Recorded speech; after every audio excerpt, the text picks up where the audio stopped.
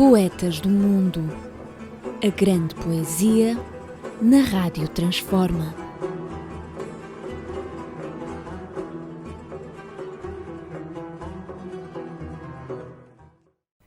Então, mais um novo programa, uma nova sessão deste programa que é Poetas do Mundo, na Rádio Transforma. Bem-vindos ao terreno hospitaleiro da poesia. Hoje vamos falar, o poeta de hoje é Jorge Luís Borges. Jorge Luís Borges nasceu em Buenos Aires, tornou-se de certa forma um ícone da cultura bonairense e da Argentina. A Argentina tem uma série de mitos, desde o Fangio, Evita Perón, Maradona, o Che Guevara, e na literatura será o Jorge Luís Borges e também outra envergadura, mas Jorge Luís Borges realmente está para Buenos Aires como Pessoa para Lisboa. Nasceu em 1899 e morreu em Geneve, onde se exilou de certa forma, viveu lá durante uns meses e está aí sepultado em 1998, salvo erro. Eu acho o Borges realmente o máximo para mim da literatura e tenho uma simpatia, um amor talvez especial pelo Jorge Luís Borges, pela figura, pela própria figura e pela biografia, que é um homem que teve o seu esplendor na literatura, mas teve uma vida muito ascética e talvez até modesta demais na sua vida social. O Jorge Luís Borges, portanto, foi um indivíduo que era oriundo, e fazia jus a isso, era oriundo de gente portuguesa, de Torre de Moncorvo. Curiosamente, ele esteve cá em 1994 e a autarquia de Torre de Moncorvo quis ir, foi convidá-lo a Lisboa para que ele aparecesse em Moncorvo. Nessa altura ele já era cego, o Jorge Luís Borges cegou com 55 anos, não foi o que eu disse? Disse-me que era 55 anos. E teve esta expressão, disse, eu gostava tanto de ir para sentir o odor dos pinheiros que estão implantados nas terras onde realmente os meus antepassados estiveram. Eu começo até por ler, é um poema do Jorge Luís Borges, que canta exatamente os seus ancestros. É um poema curtinho que se chama exatamente Os Borges e que diz assim: pouco ou nada sei dos meus antepassados portugueses, os Borges, vaga gente que prossegue em minha carne, obscuramente, os seus hábitos, rigores e temores. Tenos como se nunca houvessem sido e alheios aos trâmites da arte, indecifravelmente fazem parte do tempo, dessa terra e do esquecimento. Melhor assim, vencida a peleia, são Portugal, são a famosa gente que forçou as muralhas do Oriente e se fez ao mar e ao outro mar de areia. São o rei que no místico deserto se perdeu e o que jura não estar morto. Realmente o Borges tinha vaidade e citava a cada passo. Na biografia do Borges há um traço comum que o acompanha sempre, que é uma espécie de cumprimento de um destino que ele sentia, que era ser escritor, dedicar-se quase que religiosamente à literatura. E ele foi, efetivamente, uma das figuras maiores das letras universais, e só não terá sido Nobel, segundo é concebido, pelo facto de, na altura em que estaria indicado para ser, foi rejeitado pela Academia Sueca, porque teceu loas encomiásticas ao ditador Pinochet, por quem foi recebido, e à saída, com a ingenuidade até que lhe era característica, porque era um indivíduo que estava noutro patamar, que nada tinha a ver com política, de esquerda nem de direita. De resto, os partidos argentinos que se confrontaram nos tempos mais digladiantes da história argentina, quer os de direita, quer os de esquerda, passavam à margem comentar o Borges. Quando ele saiu da entrevista com o Pinochet, teria dito: ai, que senhor tão simpático. Não é nada disso que dizem aí. O Sr. Pinochet, o general Pinochet, é uma grande personagem a quem eu rendo a minha homenagem e consideração. Isso aí foi o golpe de misericórdia. Ele jamais ficou proscrito, digamos, para sempre na Academia. Nunca lhe deram a consagração daquilo que ele considerava que era o destino dele, vir a ser escritor, a ser um grande escritor, e foi-o, sem dúvida. A parte tem ensaio, tem ficções, tem contos e poemas. Na parte que estamos a falar da poesia, era realmente um indivíduo que concitava a admiração de um outro escritor, que é um pormenor muito interessante da biografia do Borges. É um grande escritor, ou pelo menos um escritor muito conhecido de Buenos Aires, contemporâneo do Borges, que era o Adolfo Bioy Casares. O Adolfo Bioy Casares, curiosamente, era um indivíduo muito, portanto, clássico. Era um indivíduo que tinha uma família numerosa, era um indivíduo que tinha, portanto, viviam todos num prédio, ou tinham na Reis do Chão uma livraria, que eu por acaso visitei um dia, uma livraria. No primeiro andar vivia ele e a mulher, no segundo andar não sei quantos filhos, e depois em cima uns netos, enfim, era um grande prédio. E então realmente foi convidado pelo Adolfo Bioy Casares uma vez por semana. Era um jantar seguido de cavaqueira sobre literatura.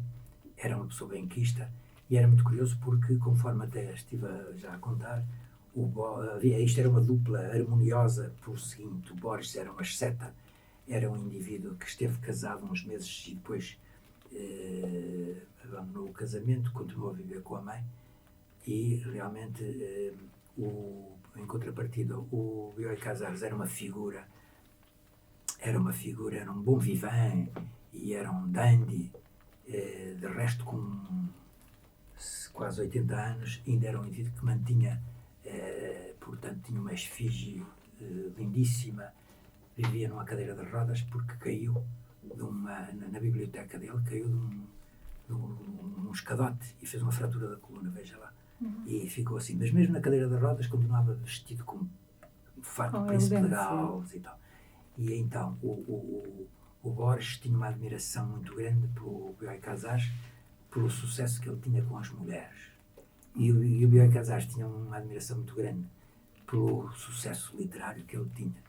Mantiveram-se assim durante bastante tempo, até que, entretanto, o Borges passou a conviver e depois a seguir, talvez a viver mesmo, com uma jovem, portanto, uma jovem licenciada e estudante e mestranda de literatura, que o procurou e ficou, enfim, apaixonada pelo saber do Borges, e quando começou a ter mais proximidade do Borges, proscreveu estas visitas e possivelmente pela faceta que era conhecida na sociedade de Buenos Aires do Bioy Casares, que era conhecido como sendo assim, uma espécie de matador de senhoras. Senhoras.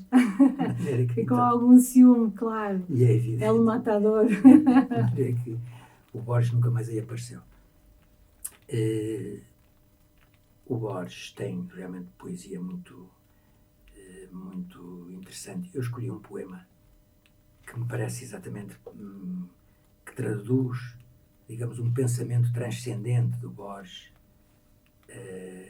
embora essa transcendência seja captável, entendível por seres, enfim, comuns, como eu me considero.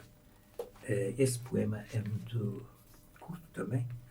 Não sei se estivemos ali a falar fora e a Fernanda disse que conhecia esse poema, que se chama A Rosa. Não sei se o quer ler. Quer ler? Leia a Fernanda. Pode ser. Pode ser. É um desafio. Eu tive sempre no meu silêncio, claro. Ora então. A Rosa. Jorge Luís Borges. A rosa, imarcessível, rosa que não canto, a que é peso e fragrância, a do negro jardim na alta noite e a de qualquer jardim a qualquer tarde, a rosa que ressurge da ténue cinza através da arte da alquimia, a rosa dos persas e de Ariosto, a que sempre está só, a que sempre é a rosa das rosas, a jovem flor platónica, a ardente e cega rosa que eu não canto, a rosa inalcançável. Muito bonito, não é? É muito bonito e este universo, o Platão, por isso, este ir buscar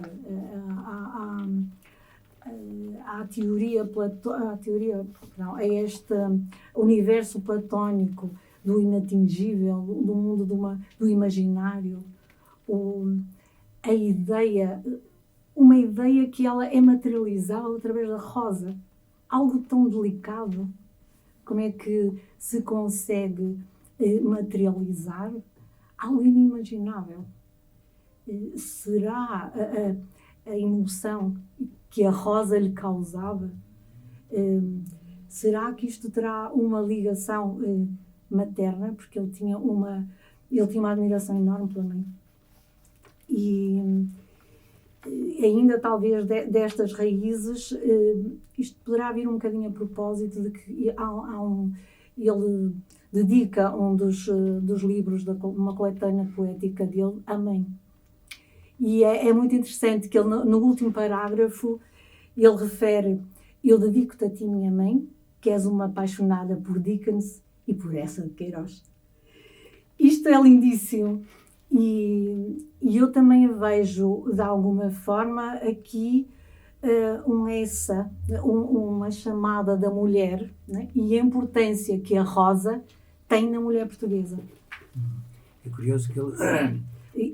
A minha interpretação foi realmente a flor materializava o universo que nós não conseguimos. O que é que tem uma rosa? Tem perfume, mas ela também tem dor, não é? E isto está muito cravado, e a rosa é símbolo mesmo maçónico, quase, não é? Porque a Rosa Cruz, e isto é um contrassenso pelo aquilo que ele diz nos Valentes. Como é que alguém que defende os antepassados e as guerras e os descobrimentos e as lutas, e é tão sensível. Sim, mas o Borges, pensa-se, embora isso não esteja escrito, ou melhor, não está escrito assim concludentemente, nem não creio que exista nenhuma investigação sobre isso, mas já vi isso referido a alguns, de que o Borges teria se encontrado com Pessoa em Lisboa, numa das viagens de navio, creio eu, que encapotou a Lisboa, nas viagens que ele fez depois de Lisboa para a Suíça. Ele chegou a viajar, não no fim da vida, no tempo do Fernando Pessoa, portanto, contemporâneo da vida de Pessoa. continuando então a minha apreciação sobre o Borges, há e vai ser talvez com isto, para fazer os 20 minutos de programa, vai ser com isso, se calhar, que eu vou terminar falando de uma faceta do Borges que, entre outros poemas, tem um que se chama exatamente o Tango, que é mais que uma ode a esse género urbano, coreográfico, poético e musical, característico de Buenos Aires. Mais que isso, é também uma visão com alguma, portanto, num plano, não direi metafísico, mas num plano já um pouco mais espiritualista da história de Buenos Aires. Buenos Aires nasceu assim, de repente, tornou-se um monstro, uma cidade enorme, que hoje tem 13 milhões de habitantes, mas cresceu desmesuradissimamente a partir dos finais do século, meados do século XIX. Mercê de um aluvião de imigrantes que se deslocou para a América do Sul. Foi exatamente a mistura desta imigração de galegos, sírios, polacos, russos, judeus, de variedíssima proveniência, que surgiu uma música e surgiu um género musical e coreográfico também, depois, que foi exatamente o tango. O tango é um ícone da cultura latino-americana, aliás, da cultura de Buenos Aires. Um ícone com esta trivalência que é a dança, a poesia, a música, a expressão corporal, tudo isso. O universo da música, que é invisível, está tudo o que é invisível. O Borges também toma muito esse plano metafísico que falou há um pouco. Neste poema, o tango, como eu disse, o Borges nunca dançou o tango, mas é um indivíduo que conhece a cultura do tango e é um crítico até. Por exemplo, o ícone maior do tango é o Carlos Gardel. O Carlos Gardel é o mito maior de toda a Argentina, mais que então que a Evita Perón, e se calhar até mais que o Maradona, que está num crepúsculo já em vias de apagamento, e o Carlos Gardel, que já morreu quase há um século, ou enfim, já há 80 anos. O Carlos Gardel mantém-se incólume. É curioso que vão agora inaugurar uma ponte entre Buenos Aires e Montevideo, a atravessar o Mar de La Plata, que é uma das pontes maiores do mundo, e vai chamar-se justamente Ponte Carlos Gardel. O Borges era um detrator do Gardel, achava que o Gardel prestou um mau serviço ao tango. Pronto, mas isso é outra coisa. O Borges era um conhecedor do tango, da história do tango, das raízes profundas e da metafísica também do tango. E isso está bem patente exatamente neste poema, que se chama justamente o Tango, e que eu vou ler para terminar. Já o li tantas vezes que já o sei de cor, e ele é longo, eu sei-o todo de cor, mas pode entrar de hora, vou-lhe tirar, porventura alguém que venha a ouvir na Rádio Transforma o Mário Vale Lima. Despertar alguma curiosidade também para... Se alguém dizer assim, este tipo falhou, foi propositadamente, tirei 2 quadras. E este tango começa assim: onde estarão? Pergunta a elegia dos que se foram já. Como se houvesse uma região em que o ontem pudesse ser o hoje, o ainda, o todavia. Onde estará, repito, a vadiagem que fundou por becos à poeira, ou em caminhos sem eira nem beira, a seita da navalha e da coragem? Onde estarão aqueles que passaram legando à epopeia um episódio, uma fábula ao tempo, que sem ódio, lucro ou paixão de amor se esfaquearam. Procuro-os nessa lenda, a derradeira brasa, que ao jeito de uma vaga rosa algo retém da corja valerosa de Los Corrales e de Valvanera. Que escuros becos ou que estranho ermo do outro mundo habitará a dura sombra daquele que foi sombra obscura, Moranha, essa navalha de Palermo? E esse berra fatal, de quem os santos tenham dó, que na ponte de uma via matou o irmão, o nhato, que ainda mais mortos devia, igualando tantos. Há outra rosa, há outra brasa, que os conserva ainda inteiros. Aí estão os soberbos desordeiros. E o peso da adaga silenciosa. Embora a adaga hostil, ou outra adaga, o tempo, já na lama se esvaíssem. Hoje, para lá do tempo e da aziaga morte, é no tango que esses mortos vivem. Estão nas cordas, na música, na imagem da insistente guitarra trabalhosa que tece na milonga venturosa a festa, a inocência da coragem. Gira a roda amarela nesse oco de leões e cavalos e ouço os tangos de Arolas e de Greco que vi bailar na rua, nesse louco instante que hoje emerge destacado sem antes nem depois, que não me esqueci e tem sempre o sabor do que perdi, do já perdido e agora recuperado. O tango, essa rajada, o tango, essa diabrura, os apressados anos desafia, feito de pó e tempo. O homem dura menos que a leviana melodia, que só é tempo. O tango cria um turvo passado e real que faz algum sentido. A incrível sensação de ter morrido a lutar numa esquina de subúrbio. Este é o poema do tango.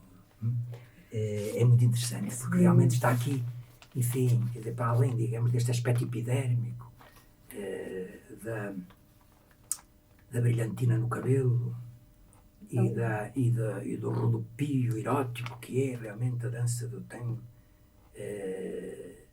Para além disso, digamos, está aqui todo este sentido destas gerações que morreram, onde estarão, deixaram ficar isto. Realmente a história do tango é muito peculiar. Ela nasceu às escondidas, por brigões clandestinos, por brigões, gente de má fama, e que mais tarde, obviamente, que passou aos salões e tornou-se até uma dança elegante em muitos sítios da Europa e de outros sítios do mundo. No Japão, por exemplo, o tango e o flamenco, curiosamente, são extremamente populares, ou melhor, têm uma grande população de praticantes, de maneira que o nosso Jorge Luís Borges é este poeta que me encanta e do qual a Fernanda também... Também fiquei encantada. Fiquei encantada. Há aqui uma curiosidade, porque isto também era uma história que o meu pai me contava, que o tango queria dizer el lamento de cabrón. E este lamento, o lamento de Borges é um lamento poético. E ele lamenta sempre, mas de uma forma heroica, não é? Os valentes, os antigos, os velhos sempre lembrados, não é? E eles estão em mim. Tipo, vocês lembrem-se disso, isto é um apelo também aos antepassados, às raízes, não é? De alguma forma ao sangue, porque realmente é o sangue que é comum à existência, à raça humana, e inclusive também era uma preocupação de Borges. esta da existência, e eu aqui vou ter mesmo que usar cábula também, porque eu achei interessante para também terminarmos, porque temos a nossa, e que ele realmente diz: no engano da velhice, nos tenha a suspeita de que a espécie humana, a única, está prestes a extravasar-se, e que a biblioteca perdure iluminada, solitária, infinita, numa inútil incompletude. Isto, a referência realmente a esta caducidade do ser humano, que os poetas já vêm alertando desde esses tempos mesmo muito remotos já. Eles sabiam que o ser humano que se ia extravasar. E então ele faz este apelo, pelo que me parece, porque ele era muito ligado à biblioteca. Sim. Inclusive ele chegou a ser bibliotecário, né? E provavelmente essa aproximação pelo Kaiser, não é? Porque ele tinha uma biblioteca particular. E claro que também os livros fazem parte do universo. O que ele escreve são ficções. Né? Portanto, ele tem uma veia poética muito bonita, mas toda a ficção dele, os seres imaginados, né? Há toda uma magia, é quase como sendo uma magia, mas uma magia, mais uma vez, científica. O Saramago chamava o poeta da literatura virtual. O Saramago já viu realmente no Jorge Luís Borges algo de extraordinário, algo que era ficcional. Né? Como é que ele atingia algo que o homem comum não vê? E os amigos, que acabam por ser amigos, a concorrência, não é? Eu digo concorrência de uma forma muito aberta, que seriam os outros escritores, os outros poetas da literatura, e depois também, de alguma forma, dão elogios uns aos outros. Isto é saudável, é realmente. E muito obrigada por nos ter trazido este ilustre poeta, esta viagem que fizemos por Buenos Aires, Argentina. E para terminar, ainda nessa viagem, e pegando nesse aforismo lindíssimo que o seu avô lhe deixou, foi o seu avô ou o que ele disse? Meu pai. O pai.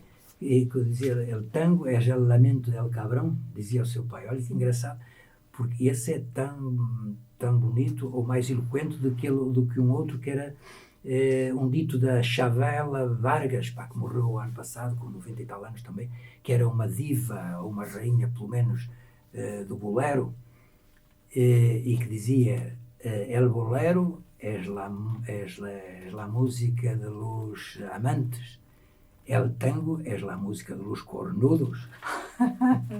E terminamos assim. Até à próxima. Até à próxima, foi um prazer.